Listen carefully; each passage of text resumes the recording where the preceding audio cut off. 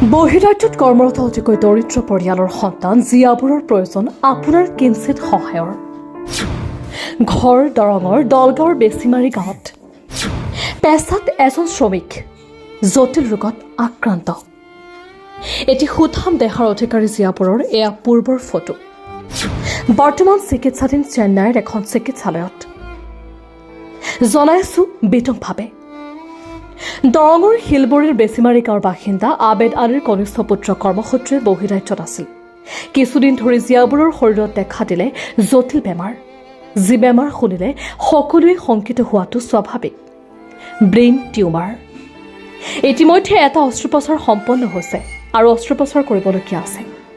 পৰিয়ালৰ লোকে পাৰ্যমানে চিকিৎসা কৰি আছে যদিও সেয়া পৰ্যাপ্ত নহয়। আজি সংবাদ মাধ্যমৰ যোগেদি অসমবাসী ৰাইজলৈ মাতৃৰ লগতে প্ৰতিবাসী লোকে আপোনাৰ কিঞ্চিত সহায় বিচাৰিছে। আপোনাৰ সহায় হয়তো জিয়াবোৰ পুনৰ নিজৰ স্বাভাৱিক জীৱনলৈ উভতি মাতৃৰ কাষলৈ ঘূৰি আহিব পাৰিব। এয়া হৈছে QR কোড। আপুনি সহায় কৰিব বিচাৰিলে এইটো QR কোডৰ যোগেদি কৰিব পাৰিব, নাইবা ফোনপে যোগেদি পঠিয়াব পাৰিব। ফোনপে নম্বৰ হৈছে 9678421637। খুব হৃদয় বিদাৰক ঘটনা। মোৰ ভাতিজা হয়, আমাৰ বেছিমাৰী গাঁৱৰ উদীয়মান যুৱক আছিলে। তেওঁ সদায় সামাজিক কাম কাজৰ লগতো জড়িত আছিলে, আমাৰ আমচুৰ লগত জড়িত আছিলে, ক্লাবৰ লগত জড়িত আছিলে, খেলা ধূলা কৰিছে। তেওঁ মানে পেটৰ হেৰিৰ কাৰণে বিদেশত গৈছিল কাম কৰিবলৈ। কাম কৰিব যোৱাৰ অৱস্থাত তাতে যোৱাৰ পিছত মূৰত আঘাতপ্ৰাপ্ত হৈছে। এটা অপাৰেশ্যন অলৰেডি ছাকচেছফুলি হৈছে আৰু 3টা অপাৰেশ্যন লাগে। সেইকাৰণে মানে আমি ওচৰ চুবুৰীয়া ৰাইজে অলপ সহায় সহযোগিতা আগবঢ়াইছোঁ। এতিয়া মানে 1 মাহ ধৰি বেমাৰটো চলি আছে আৰু এতিয়া 3টা অপাৰেশ্যন আৰু লাগে, বহুত টকাৰ প্ৰয়োজন। সেইকাৰণে মই ৰাইজক আহ্বান জনাইছোঁ যাতে আপোনালোকে সকলোৱে এই উদীয়মান যুৱকটোৰ ওপৰত চাই পেলাই অলপ সহায় সহযোগিতা আগবঢ়াই, এইটো মই ৰাইজৰ ওচৰত কামনা কৰিছোঁ। যদি কোনোবাই দান বৰঙণি দিব খোজে তেতিয়াহ'লে ল'ৰাজনৰ খুৰাকৰ এই QR কোডটো দিয়া হৈছে আৰু ফোনপে নাম্বাৰটো দিয়া হৈছে। আপোনালোকে তাতে ডাইৰেক্ট দিব পাৰে।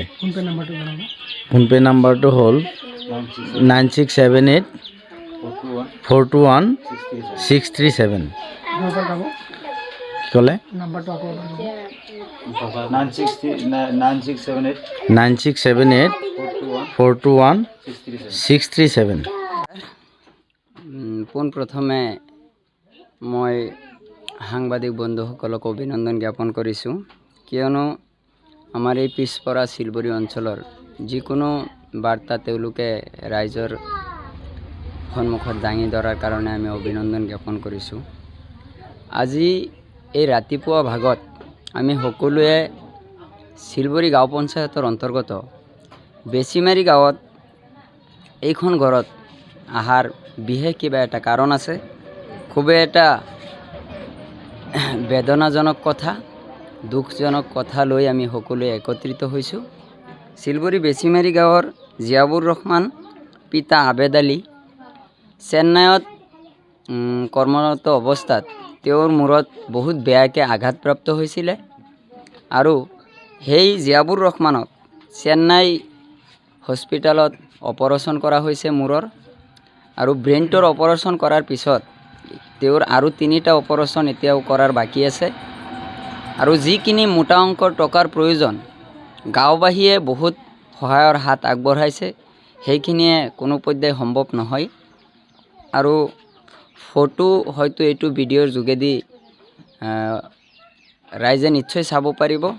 আমি এই জিয়াবুৰ ৰহমানৰ হৈ শিলবৰী অঞ্চলৰ তৰফৰ পৰা সমূহ ৰাইজক, অসমবাসী তথা যিকেইজনে ভিডিঅ' চাব সকলোকে আমি কৰজোৰে বিনম্ৰভাৱে অনুৰোধ জনাম যাতে যোনে সমৰ্থক অনুযায়ী যিমান পাৰে, 1 টকা হওক, 1000 টকা হওক, 100 টকা হওক, 10 টকা, 20 টকা, আমি তাম্বুল এটা খাবলৈ গ'লেও 20 টকা এটা খৰচ হয়। এই বেমাৰী ল'ৰাজনক যদি আমি সকলোৱে 10 টকা 20 টকাকৈ দি হ'লেও যাতে চিকিৎসা কৰি তাৰ এইখন যিখন ঘৰত আজি কান্দনৰ ৰোল বৈছে, এইখন ঘৰত যাতে ঠিক যেনেকৈ ঘৰৰ পৰা সুস্থ শৰীৰে চেন্নাইত কাম কৰিব গৈছিল, ঠিক তেনেকৈয়ে যাতে মাকৰ কোলাত আনিব পৰা যায়, তাৰ কাৰণে সকলো ৰাইজে যাতে সহায় সহযোগিতাৰ হাত আগবঢ়ায়। News desk report, Suhana live.